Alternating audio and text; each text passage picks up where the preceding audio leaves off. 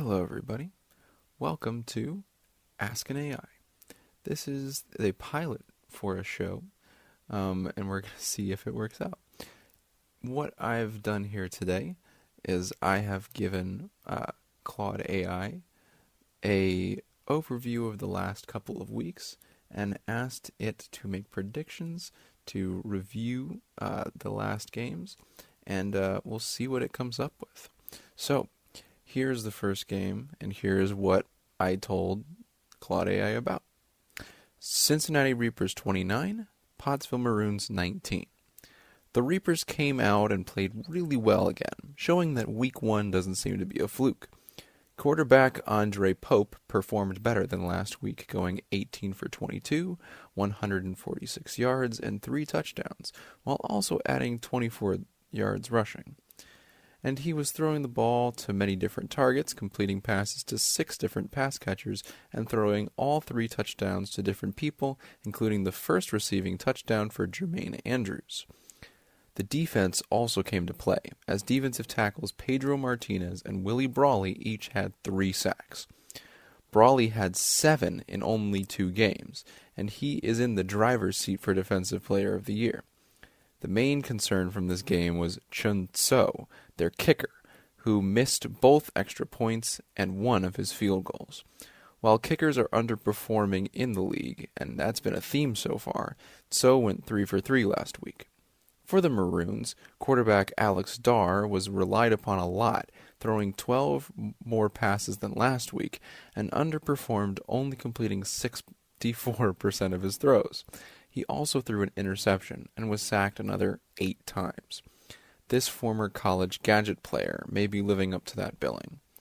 For a team that was supposed to be a running team, Pottsville went quickly away from that strategy, only running the ball 16 times and giving it to their star running back Dweezil Givens 9 times.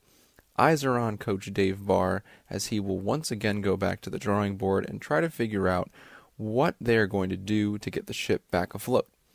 The group did show up was the defense, led by Tubby Raymond's 3 sacks and the team's 7 overall. Neither team blocked very well, and that kept scoring to a minimum. Sorry for the weird reading. The formatting of how this came out has been very strange. Okay, so that is what I gave to Claude. I'll have Claude take it away and tell you what he thinks is going to happen for the next week. After 2 weeks that have defied expectations, the WFL's third week promises compelling matchups that will further shape the league's hierarchy. The 2-0 Buffalo Blizzard and Cincinnati Reapers aim to maintain their perfect records, while several 1-1 teams look to establish consistency. Scotland Legends 0-2 at Buffalo Blizzard 2-0. The Blizzard continue to prove they're no fluke, with Alexander Fowler orchestrating one of the league's most dynamic offenses. His connection with rookie tight end Leland Taylor, game-winning 48-yard TD last week, gives Buffalo a dimension that Scotland's struggling defense hasn't shown it can handle. For the Legends, Hugh Janus has displayed toughness, 63 rushing yards last week, but needs better protection after taking 7 sacks against Michigan. The bright spot has been Nolan Pierce's emergence, 122 yards rushing, but Buffalo's defensive front, led by Isaac Yu and Vernon Campbell, 2 sacks each last week, presents a formidable challenge. Dave Willingham and the Legends defense must rediscover their preseason form.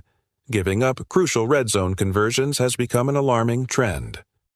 Buffalo's varied attack, which saw 4 receivers gain 40-plus yards last week, will test Scotland's secondary depth. Prediction: Buffalo's offensive firepower proves too much.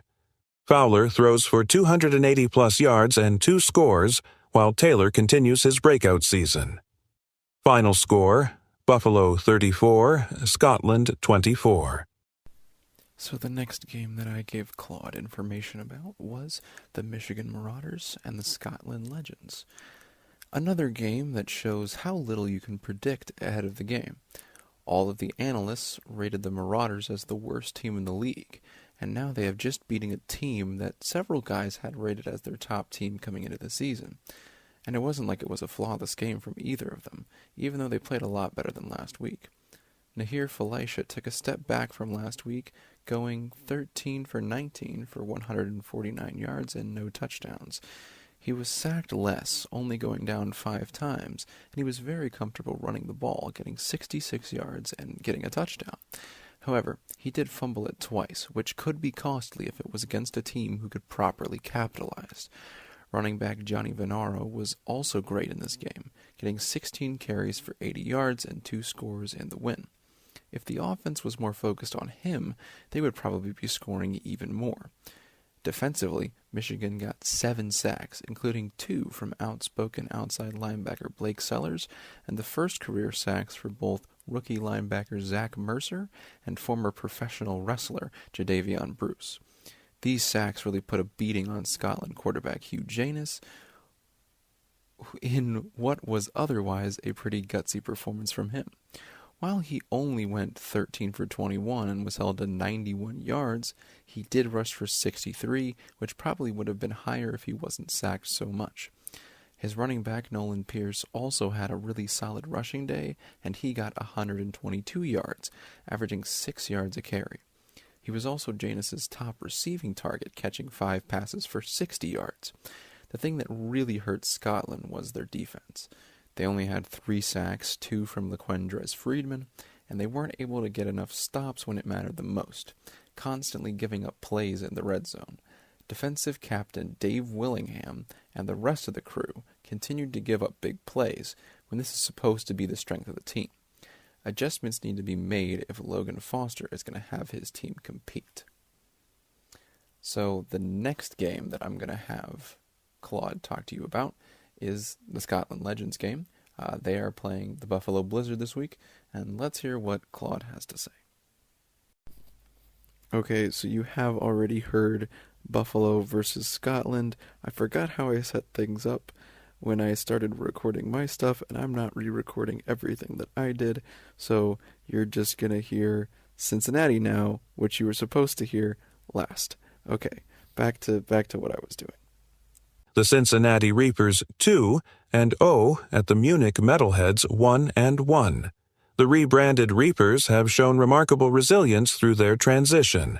Andre Pope's efficiency, 18 for 22, 146 yards and 3 touchdowns last week, and ability to spread the ball around to 6 different receivers makes Cincinnati's offense unpredictable.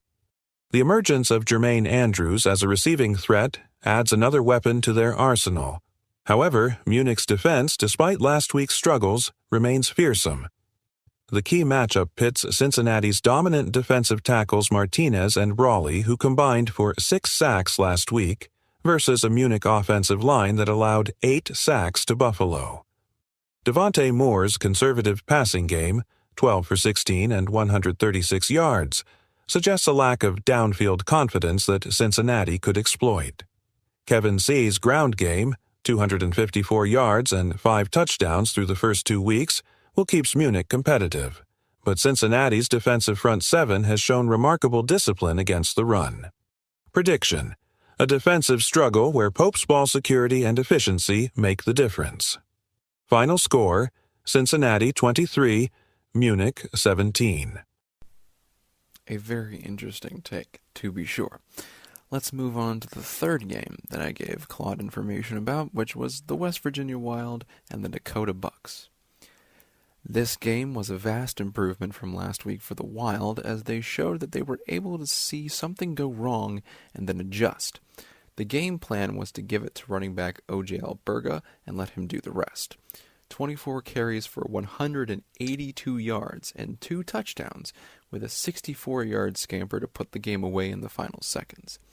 This strategy took all the pressure off of veteran quarterback CP6, and allowed him to go 13 for 14 and still throw for 152 yards and a touchdown.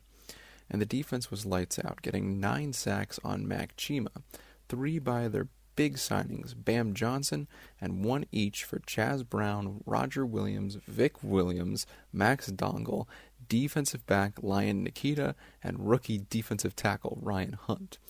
I like to say a lot of the names so that it will have more things to work with. Ryan Hunt's brother Rob had a great day receiving, catching 4 passes for 88 yards and his first professional touchdown. For the Bucs, they were able to play their game, but not capitalize as much as they should have.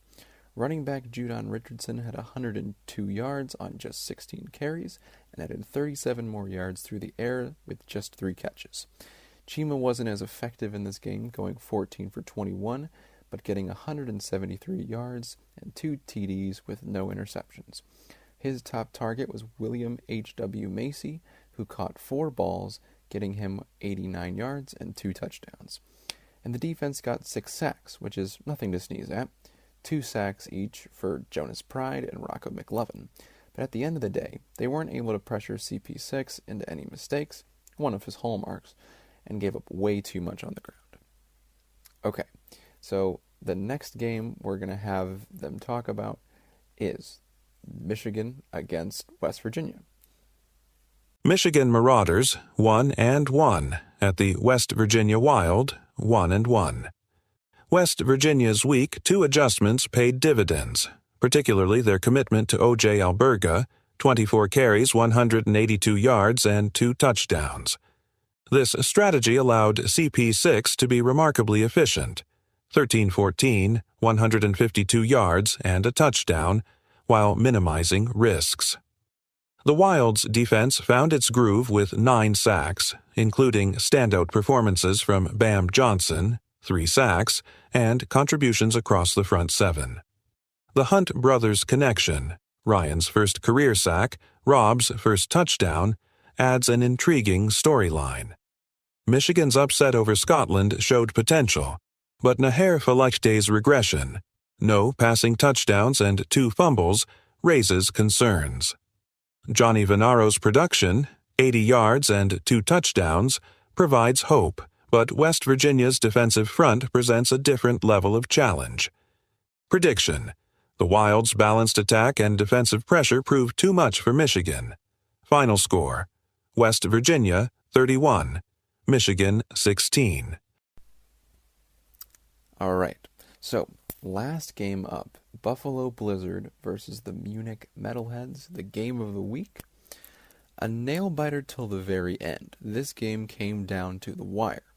Both teams were playing very clean football, and it was back and forth.